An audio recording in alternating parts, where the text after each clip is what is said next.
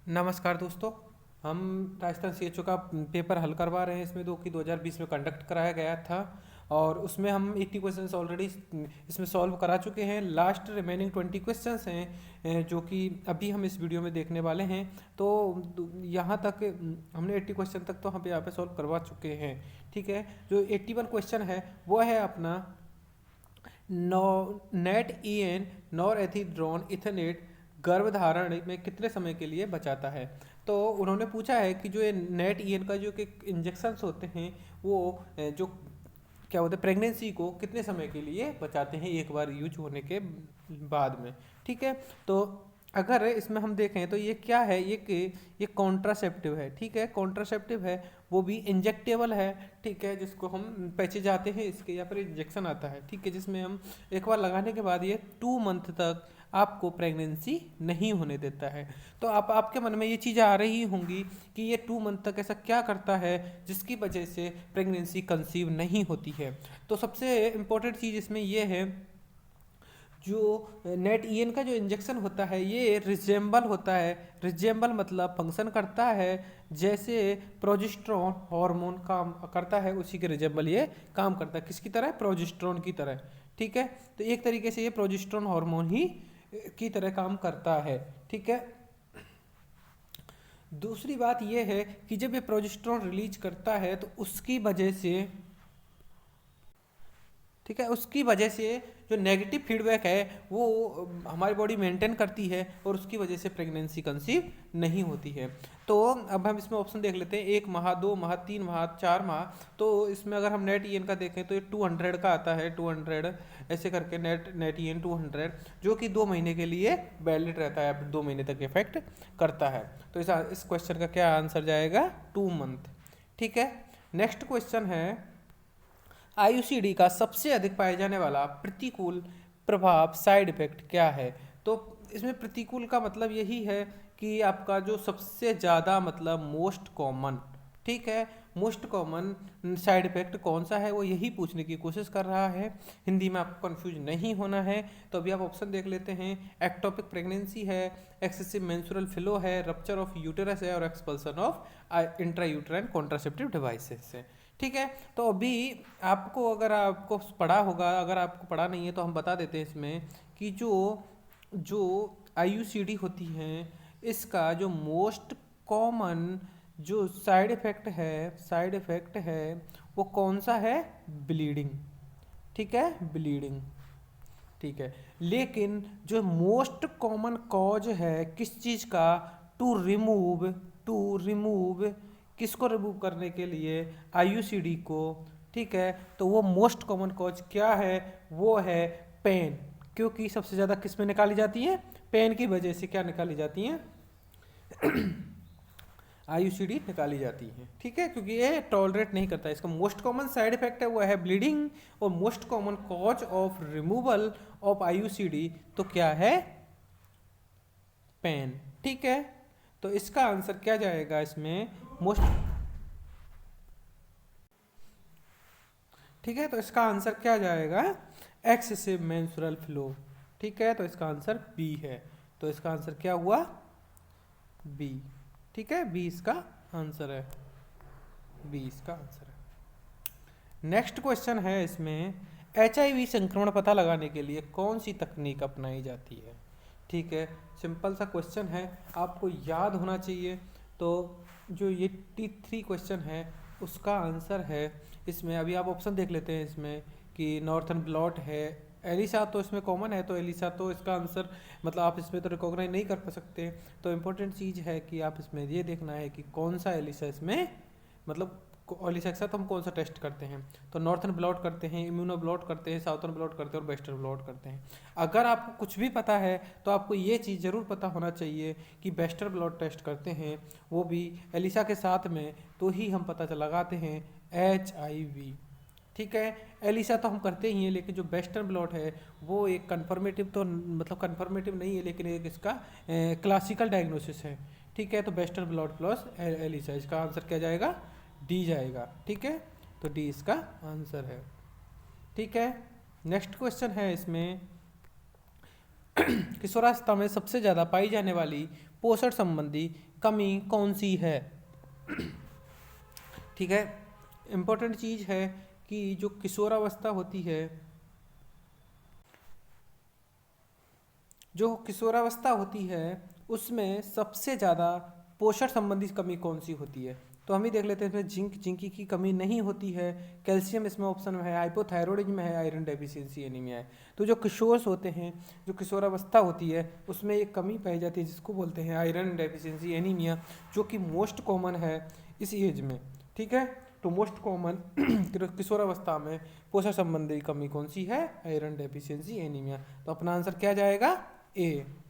ठीक है, next question है इसमें, विश्व में किशोरावस्था में मृत्यु का सबसे बड़ा कारण क्या है? तो इम्पोर्टेंट चीज़ है, आपको पता होना चाहिए, रिपीटेड क्वेश्चन है जो हर बार बार पूछे जाते हैं, बार बार पूछे जाते हैं ये क्वेश्चंस। और जितने भी NHM CHO और अदरवाइज एग्जाम्स होते हैं उसमें यही क्वेश्चन आता है। अभी इसमें इन्होंने हिंदी में पूछा है, अगर ये पेपर इंग्लिश में आता तो उसमें भी ये क्वेश्चन आता है। ठीक है, तो विश्व में मतलब ऑल वर्ल्ड में उन्होंने पूछा था कि जो एडोलसेंट होते हैं, क्या होते हैं? एडोलसेंट रहते हैं, उनमें जो मृत्यु का सबसे बड़ा कारण है वो क्या है? तो उन्होंने बोला आत्महत्या है, दस्त रोग है, सड़क दुर्घटना है और एनीमिया है। तो आपको पता होना चाहिए जो एडोलसेंट का जो मोस्ट कॉमन डेथ का जो कारण है, मोस्ट कॉमन, वो क्या है? सड़क दुर्घटना। ठीक है, रोड ट्रैफिक एक्सीडेंट अगर इंग्लिश में आता है तो रोड ट्रैफिक एक्सीडेंट होता है। अगर ये कई बार RTA नाम से भी आता है, RTA ऐसे करके भी आता है, तो आप लोगों को कंफ्यूज नहीं होना है और आपको RTA टिक करना है अगर कुछ नहीं आपको समझ में आता है तो। रोड ट्रैफिक एक्सीडेंट, कई बार वो शॉर्ट फॉर्म का भी यूज करते हैं, तो कंफ्यूज नहीं होना है। ठीक है, नेक्स्ट क्वेश्चन की तरफ चलते हैं। ठीक है, नेक्स्ट क्वेश्चन की तरफ चलते हैं। टेस्टोस्टेरोन एक हार्मोन है जो पाया जाता है। ठीक है, इन्होंने एक स्पेशल हार्मोन का नाम दिया है जिसका नाम इन्होंने दिया है टेस्टोस्टेरोन। और जब टेस्टोस्टेरोन को इन्होंने नाम दिया है तो आपको पता होना चाहिए कि टेस्टोस्टेरोन कैसे अफेक्ट करता है और कहाँ पाया जाता है, और कि मतलब मेल में और फीमेल में दोनों में पाया जाता है, सिंगल में पाया जाता है। ठीक है, तो उन्होंने को वही क्वेश्चन था उनका, केवल पुरुषों में पाया जाता है, महिलाओं में पाया जाता है, केवल पुरुषों में यौवन के समय पाया जाता है, पुरुष तथा महिलाओं में पाया जाता है। तो इम्पोर्टेंट चीज़ इसमें यह है कि जो टेस्टोस्टेरोन हार्मोन रहता है वो मेल में भी पाया जाता है और फीमेल में भी पाया जाता है। ठीक है, तो इस क्वेश्चन का आंसर तो हमको यहीं पे पता लग जाता है कि मेल और फीमेल। ठीक है, अभी इसमें इंपॉर्टेंट चीज़ हम एक ये चीज़ देख लेते हैं, जो ये मेल में क्या करता है और फीमेल में क्या करता है। ठीक है, तो ये मेल में क्या करता है? तो ये मेल में करता है जो फैट का डिस्ट्रीब्यूशन होता है उसको रेगुलेट करता है, तथा प्रोडक्शन ऑफ आरबीसी, ठीक है, क्या करता है? प्रोडक्शन ऑफ, ठीक है, मैं मेल का लिख रहा हूँ इधर, तो मेल में प्रोडक्शन ऑफ आरबीसी ये करता है, तो आरबीसी का प्रोडक्शन करता है। दूसरी बात ये करता है फैट का डिस्ट्रीब्यूशन, ठीक है, फैट का डिस्ट्रीब्यूशन करता है। और तीसरी इंपॉर्टेंट चीज़, पहली दूसरी तीसरी इंपॉर्टेंट चीज़ है, और वो तीसरी इंपॉर्टेंट चीज़ क्या है? वो है कि ये बनाता है स्पर्म का क्या करता है? प्रोडक्शन करता है। और एक और लास्ट इंपॉर्टेंट चीज़ है, जो मेल के अंदर सेक्सुअल ड्राइव आती हैं वो कौन रेगुलेट करता है? वो करता है टेस्टोस्टेरोन हार्मोन। तो आपके 4 क्वेश्चन है जो इसमें क्लियर होते हैं। फर्स्ट ऑफ ऑल कि आरबीसी का प्रोडक्शन करता है, दूसरी बात ये कि फैट का मतलब फैट को रेगुलेट करता है या फैट को डिस्ट्रीब्यूशन को रेगुलेट करता है, स्पर्म बनाता है, और चौथा इसमें सेक्सुअल ड्राइव को मेंटेन करता है। ठीक है, अभी हम इसमें देखना है फीमेल में क्या करता है, तो आपको फीमेल का बताना है इसमें। तो फीमेल में ये क्या करता है? ठीक है, तो ये फीमेल में जो ग्रोथ होती है, मेंटेन, फीमेल में ग्रोथ होती है, या फिर जो उसके रिप्रोडक्टिव ऑर्गन्स होते हैं उनको मेंटेन करने में टेस्टोस्टेरोन का बहुत बड़ा रोल है। उसके साथ साथ जो उसके टिश्यू होते हैं रिप्रोडक्टिव, उसको ये मेंटेन करता है। तीसरी बात यह है कि उसमें भी ये सेक्सुअल ड्राइव को रेगुलेट करता है। ठीक है, लेकिन इसमें एक इम्पोर्टेंट चीज़ ये है, जब ये सेक्सुअल ड्राइव को रेगुलेट करता है तो फीमेल में उनके पास दो और हार्मोन हैं, वो हैं प्रोजेस्टेरॉन और ईस्ट्रोजन। तो अगर कोई पूछे आपसे कि फीमेल में सेक्सुअल ड्राइव कौन रेगुलेट करता है, सेक्सुअल ड्राइव कौन रेगुलेट करता है, तो आप बताना कि testosterone plus progesterone plus oestrogen. तो आपका क्वेश्चन हो जाता है यहाँ पे क्लियर। तो आपका आंसर है इसमें डी।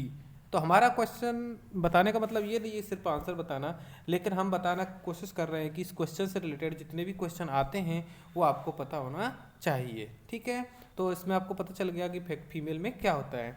ठीक है, नेक्स्ट क्वेश्चन की तरफ अब हम चलते हैं।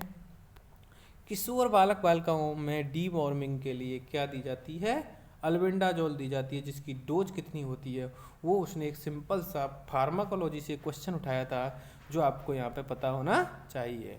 ठीक है, तो 87 का ये क्वेश्चन है।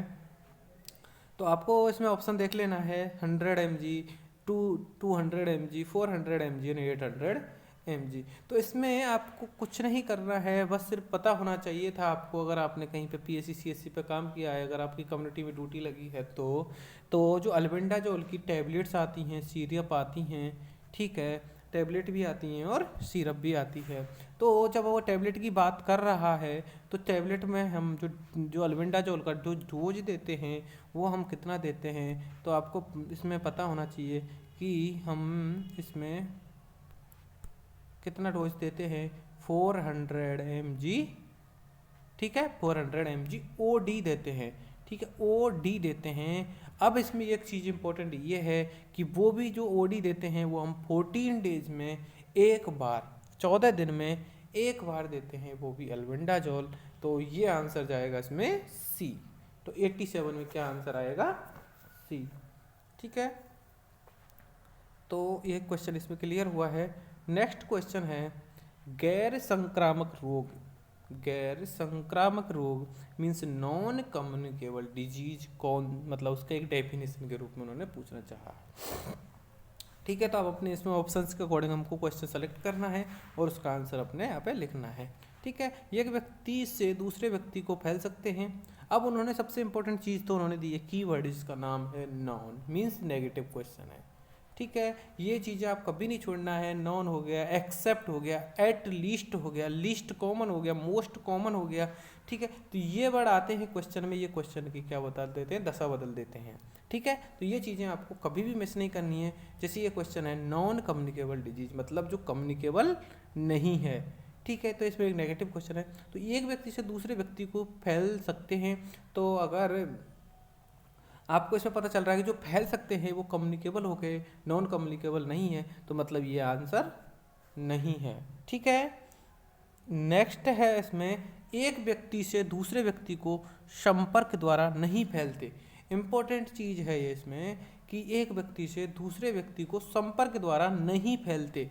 तो वही तो वो पूछ रहा है कि नहीं फैलना वाली डिजीज कौन सी है।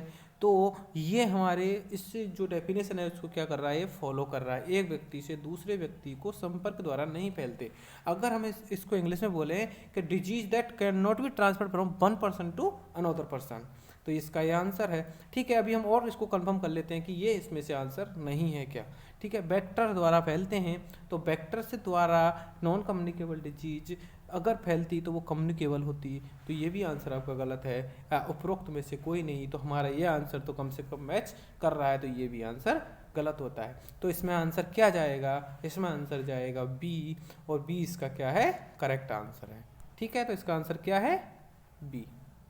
ठीक है, इसमें कम्युनिकेबल की डिजीज की डेफिनेशन पूछी थी उसने, बस उन्होंने उसमें कीवर्ड डाल के उस क्वेश्चन की क्या बदल दी, जो डिमांड थी, मतलब जो उसका ऑप्शन करेक्ट था वो बदल दिया। ठीक है, नेक्स्ट क्वेश्चन है, किसी वयस्क व्यक्ति का सामान्य रक्तचाप मतलब नॉर्मल ब्लड प्रेशर कितना होता है। ठीक है, ये न्यूमेरिकल वैल्यू है, कंट्रोल्ड वैल्यू है, सबको इसका पता रहता है। और हम सबसे पहले TPR और BP जब चेक करते हैं तो ये वैल्यू हमको सबको पता है। लेकिन उन्होंने इसमें क्या किया था, उन्होंने इसमें दो नॉर्मल वैल्यू देते हुए उन्होंने फाइनली ये क्या बोलते हैं इसको, कन्फ्यूजन क्वेश्चन था या फिर, ठीक है, तो ये एक कंट्रोवर्शियल क्वेश्चन था जिस पे बाद में उन्होंने डिलीट कर दिया था क्वेश्चंस क्योंकि इसमें मिसप्रिंट था।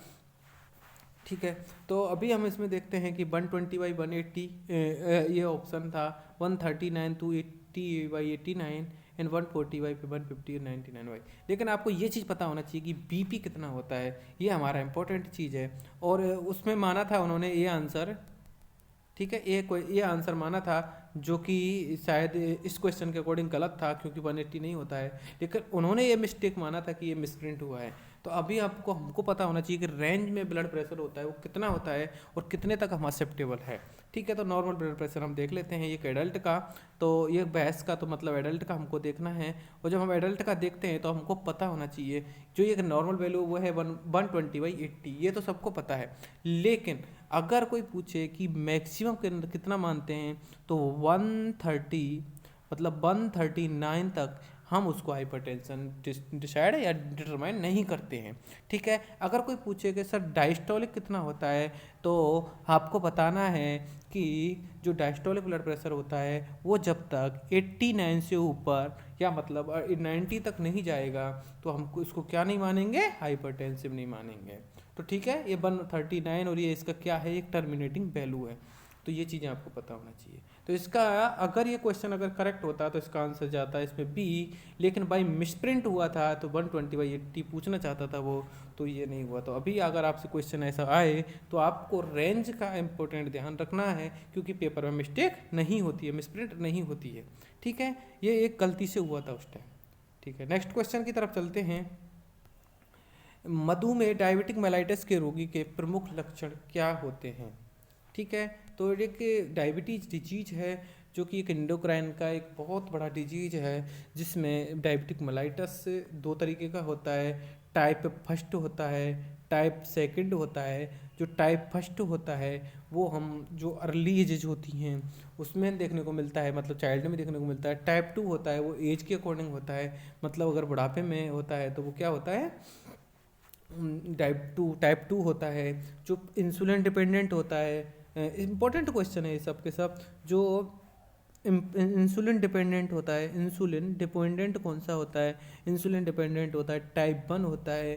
इंसुलिन नॉन डिपेंडेंट कौन सा होता है, टाइप 2 होता है। ठीक है, और जो बच्चों में कौन सा पाया जाता है, टाइप 1 पाया जाता है। जो एल्डर में कौन सा पाया जाता है, टाइप 2 पाया जाता है। ठीक है, इसकी 3 इम्पोर्टेंट जो क्या बोलते हैं उसको, जो सिम्टम्स हैं वो हैं पॉलीयूरिया, पॉलीडिप्सिया एंड पॉलीफेजिया।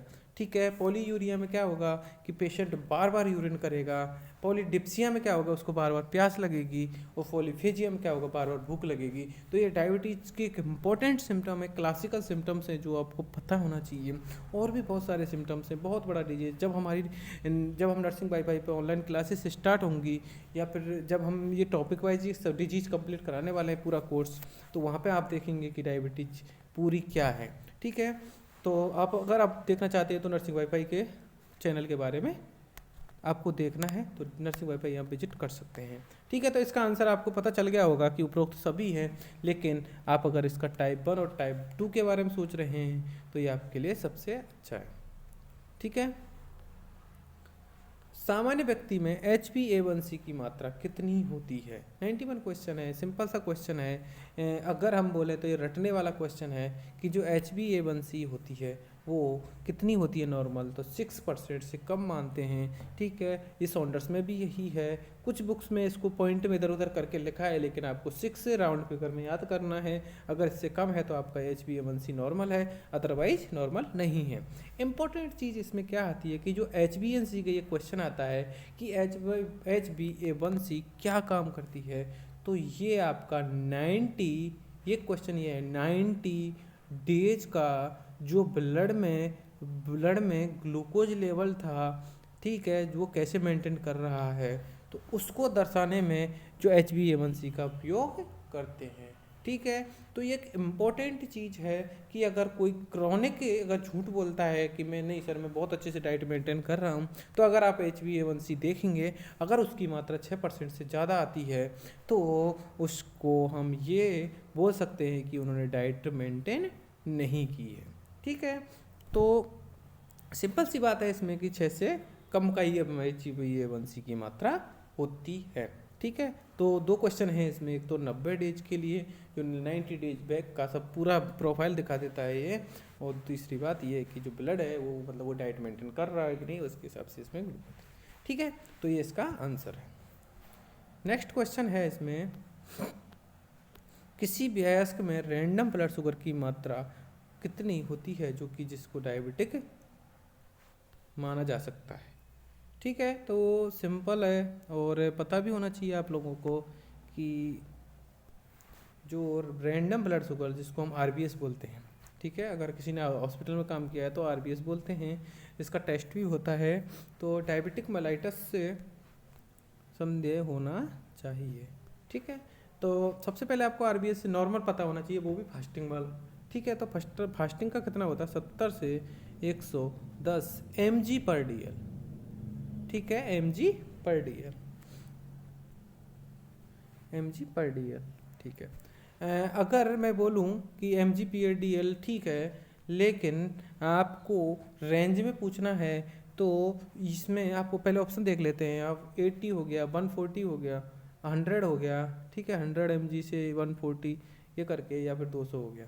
ठीक है, तो जो 140 होता है 110 से 140 तक हम उसको रेंज में रखते हैं। ठीक है, और इधर हम 60 से 70। ठीक है, उसके बाद रेंजेस चेंज होती हैं, लेकिन जो 140 के ऊपर जाता है अगर ब्लड ग्लूकोज लेवल, तो हम एक बार बोल सकते हैं कि इस बंदे को क्या है, डायबिटिक मेलाइटस है। तो ये 100 से 140 का मतलब है कि 100 और 140 के बीच में, इसलिए ये आंसर नहीं है। ठीक है, 80 से 100 तो रेंज में ही है, तो ये भी नहीं है। उसने डायबिटीज़ की आरबीएस वैल्यू पूछी है और 200 से ज़्यादा, बहुत ज़्यादा हो जाता है, तो अपने पास एक रेंज है जिसको हम बोल रहे हैं, और हम बोल रहे हैं उसको 140 mg से ज़्यादा। तो इसका आंसर क्या जाएगा, सी। ठीक है, तो सी इसका आंसर है। ठीक है, सी। नेक्स्ट है मधुमेह डायबिटिक मेलाइटिस की सबसे ज़्यादा पाई जाने वाली जटिलता क्या है। ठीक है, जटिलता क्या है। अगर आपको हिंदी में पता है तो अच्छा है, लेकिन अगर इंग्लिश में पता है तो भी अच्छा है, क्योंकि जटिलता को हम क्या बोल रहे हैं यहाँ पर, कॉम्प्लिकेशन। ठीक है,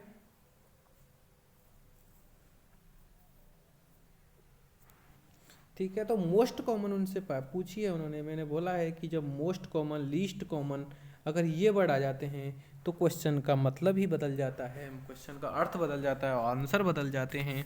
तो आपको इसमें पता होना चाहिए कि जो मोस्ट कॉमन डायबिटिक मेलाइटिस की जो कॉम्प्लिकेशन है वो है इसमें हाइपोग्लाइसेमिया। अगर आपने अच्छे से कंट्रोल नहीं किया तो पेशेंट चला जाएगा हाइपो में, और हाइपो में क्या होता है कि जब 60 से कम हो जाता है क्या ग्लूकोज का लेवल, तो हम उसको क्या बोलते हैं, हाइपोग्लाइसेमिया।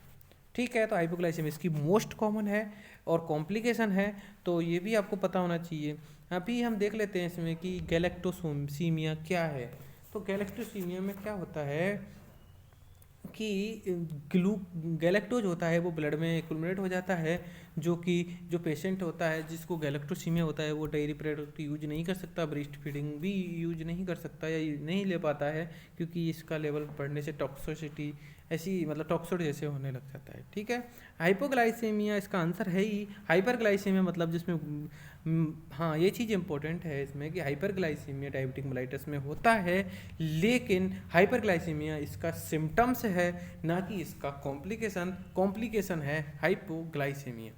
ठीक है, हाइपोग्लाइसेमिया में क्या होता है कि पेशेंट एकदम डायफोरेसिस, मतलब पेशेंट को पसीना पसीना आ सकता है, पेशेंट का ओरिएंटेशन बिगड़ सकता है, पेशेंट का कॉन्शियस लेवल चेंज हो सकता है, लेवल ऑफ कॉन्शियस अल्टर्ड हो सकता है।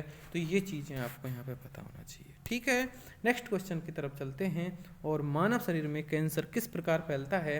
तो कैंसर का जो रूट है या कैंसर का जो ट्रांसफर्ड एक टेक्निक है वो कैसे एक पर्सन से दूसरे पर्सन में, एक प्लेस से दूसरे प्लेस में, या फिर एक एरिया से दूसरे एरिया में फैलता है, तो आपको ये पता होना चाहिए। त्वचा के माध्यम से फैलता है, लिम्फेटिक सिस्टम से फैलता है, रक्त के माध्यम से फैलता है, या बी और सी। तो इन्होंने जैसे ही इसमें बी सी डाला है तो क्वेश्चन को ईजी बना दिया है, क्योंकि ये लिम्फेटिक सिस्टम से भी फैलता है और ब्लड से भी फैलता है। ठीक है, तो इसका आंसर क्या जाएगा, बी एंड सी। तो इसमें ऑप्शन में डी आएगा। ठीक है, त्वचा के माध्यम से नहीं फैलता है। ओके, निम्नलिखित सभी कारण स्तन कैंसर का जोखिम बढ़ाते हैं सिवाय एक के। तो वही पूछा है, एक्सेप्ट पूछा है। एक्सेप्ट मतलब सिवाय एक के, मतलब 3 आपके सही हैं, 1 है गलत। आप चलते हैं ऑप्शंस की तरफ। लेट मेनोपॉज इसमें ऑप्शन में है, अत्यधिक वजन इसमें ऑप्शन में है, कई व्यक्तियों के साथ यौन संबंध इसमें ऑप्शन में है, और शारीरिक व्यायाम ना करना है इसमें। अब इसने पूछा है कि निम्नलिखित सभी कारण स्तन कैंसर का जोखिम बढ़ाते हैं। ठीक है, सभी बढ़ाते हैं सिवाय एक के। तो इसमें 3 तो बढ़ा रहे हैं लेकिन 1 नहीं बढ़ा रहा है। ठीक है, तो यह क्वेश्चन आपके लिए बहुत इंपॉर्टेंट होने वाला है। आप टाइम वेस्ट नहीं होना है आपका। इसलिए जो स्तन कैंसर के कारण हैं वो है सबसे पहला लेट मीनोपोज, जिसमें अगर मीनोपोज लेट आता है या फिर जो 55 के बाद आता है तो हम इसको लेट मीनोपोज बोलते हैं, 55 ईयर बोलते हैं इसको। ठीक है, तो उसके बाद आता है उसको लेट मीनोपोज, वो एक स्तन कैंसर का कारण है, मतलब ब्रेस्ट कैंसर का कारण है। दूसरी बात, अगर पेशेंट ओबेज है तो ये एक अत्यधिक कारण है। और डी में जो ऑप्शन में दिया शारीरिक व्यायाम ना करना, ये भी कैंसर का कारण है। लेकिन इम्पॉर्टेंट चीज़ ये है क्योंकि कई व्यक्तियों के साथ यौन संबंध इसका कारण इसलिए नहीं है क्योंकि ये सेक्सुअल इंटरकोर्स के थ्रू नहीं फैलता है। क्या ब्रेस्ट कैंसर, तो आप ये चीज़ें कभी मत समझना कि जो ब्रेस्ट कैंसर होता है वो एक दूसरे के साथ सेक्सुअल इंटरकोर्स करने से होता है। अगर आप मोर देन 1 और मोर देन 2 के साथ भी, मतलब अगर आप ये चीज़ें देखते हैं तो भी ये कैंसर नहीं होता है। ठीक है, तो इनके लिए कुछ कॉजेज हैं, रिस्क फैक्टर हैं, लेट मेनोपॉज है, अत्यधिक वजन है, शारीरिक व्यायाम ना करना है, ये चीज़ें हैं। और इसका आंसर क्या जाएगा, इसमें सी जाएगा। ठीक है, तो सी इसका आंसर है। ठीक है, आपको कंफ्यूज नहीं होना है, सी इसका आंसर है, सी। ठीक है, नेक्स्ट क्वेश्चन है, स्तन की जांच करते समय करने ब्रेस्ट सेल्फ एग्जामिनेशन का सबसे उपयुक्त समय कब होता है। ठीक है, तो बीएससी का ये क्वेश्चन है, आपको पता होना चाहिए कि बीएससी कब करना है। तो ठीक है, जो बीएससी करते हैं माहवारी के दौरान नहीं करते हैं, शुरू होने के 10 दिन पहले भी नहीं कर सकते। यदि महिला हार्मोन ले रही है तो अक्सर विरुद्ध शुरू होने के अगले दिन, तो हार्मोन ले रही है या फिर नहीं ले रही है वो चीज़ें डिपेंड नहीं करती हैं। या फिर विड्रॉल ब्लीडिंग के बाद ऐसा नहीं करना है। आपके जो माहवारी के प्रथम दिन के 7 से 10 दिन, जो आपका एलएमपी है, एलएमपी के 7 से 10 दिन के अंदर आपको क्या करना है, ब्रेस्ट सेल्फ एग्जामिनेशन करना है। सेकंड, इसमें एक इंपॉर्टेंट चीज़ ये है, जो ब्रेस्ट सेल्फ एग्जामिनेशन करते हैं हम, तो इसका आंसर क्या जाता है, 20 जाता है। ठीक है, तो करते हैं हम ब्रेस्ट सेल्फ एग्जामिनेशन, तो इसमें क्या करना है आपको, जो ब्रेस्ट होता है उसको जो रोटेशनली या फिर जो पाल्पेट करना है, और उसका एक तरीके से देखना है कि उसमें लंप्स है या नहीं है, कोई डंब है या नहीं है, कोई एडिमा है क्या नहीं है। अगर कोई पेनफुल लंप है, विदाउट पेनफुल कोई लंप दिखता है, अगर आपको कोई नोड दिखता है, तो you have to inform your health care provider या हेल्थ केयर वर्कर। ठीक है, गर्भावस्था के दौरान तंबाकू सेवन से क्या हो सकता है। सिंपल सा क्वेश्चन है, अगर कोई व्यक्ति स्मोकिंग कर रहा है, कोई महिला स्मोकिंग कर रही है, किसमें जब वो प्रेग्नेंट है, तो सिंपल सी प्रॉब्लम है कि उसको क्या आएगा। ठीक है, तो उसको क्या आएगा, तो अब वो बोल रहे प्री मैच्योर लेबर हो सकता है। दूसरा ऑप्शन है बड़े वजन वाला बच्चा पैदा हो सकता है, कम वजन वाला बच्चा पैदा हो सकता है, या नपुंसकता। लेकिन सिंपल सी बात है, जब तंबाकू लेते हैं तो ये क्या करती है, ये करती है वेजो कॉन्स्ट्रिक्शन होते ही जो ब्लड सप्लाई होती है किसकी, बच्चों की, ब्लड और न्यूट्रिएंट नहीं पहुंचेंगे एक लिमिट तक, जिसका उसकी डिमांड के अकॉर्डिंग, जब डिमांड के अकॉर्डिंग नहीं पहुंचेंगे तो वो कहाँ पेशेंट हो जाएगा कंप्रोमाइज, और कंप्रोमाइज होते ही उसको हो जाएगा लो बर्थ वेट बेबी। तो इसका आंसर जाएगा सी। ठीक है, प्री मैच्योर अभी नहीं होता है। इसके बाद अगर आपको पूछे कि और क्या हो सकता है, तो प्री मैच्योर भी हो सकता है, लेकिन इसका जो इम्पोर्टेंट आंसर है या सबसे मतलब जो डेंजर आंसर है वो है लो बर्थ वेट बेबी। इसमें देखते हैं किसमें, स्मोकिंग मदर में।